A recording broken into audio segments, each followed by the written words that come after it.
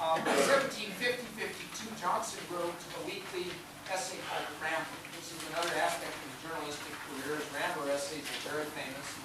Twice a week for 2 years, that is 104 weeks, Tuesday and Saturday, he wrote a 1,500, 1,800-word essay that was published on a topic like poverty or marriage or a novel or something. It's amazing how many of you write an essay once a week? Ever written an essay for 52 weeks in a row? Ever written 2 essays a week? 104 weeks in a row. It's an incredible, especially to have an original topic to write about that the public would be interested in. I exaggerate slightly, by the way. 104 weeks. On 7 occasions of those 208 essays, he invited a guest essayist in.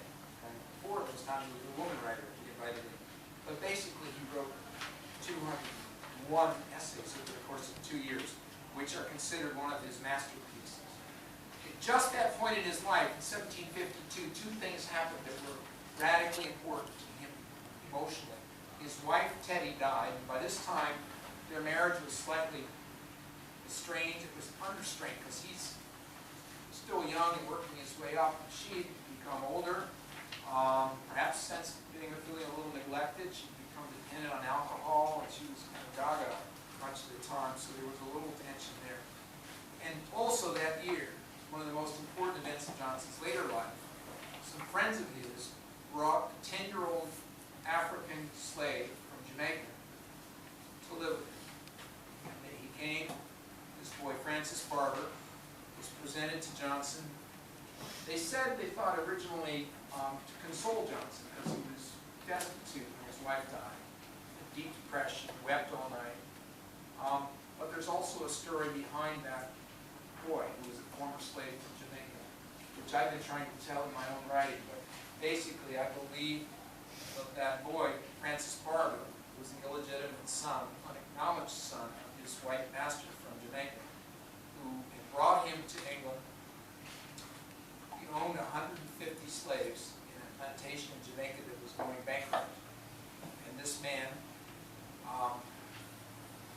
brought, his name is Colonel Bathurst, he brought 1 slave with him from Jamaica to England as his estate was going bankrupt. And it was an 8-year-old boy called Francis Barber. Circumstantial evidence in my mind is that he was a blood relation of some kind, either his own unacknowledged son or perhaps a nephew. I'm not quite sure, but you don't bring 1 slave, 8 years old, and leave the other 149 in Jamaica. And the other thing he did when he brought him to England was he immediately put him in a boarding school. He didn't treat him as a servant or anything else. He put him in boarding school for 2 years. Having taken him out of boarding school, this man, who was through his son a friend of Johnson's, brought him and asked Johnson to take him on as a servant in his household, which I also think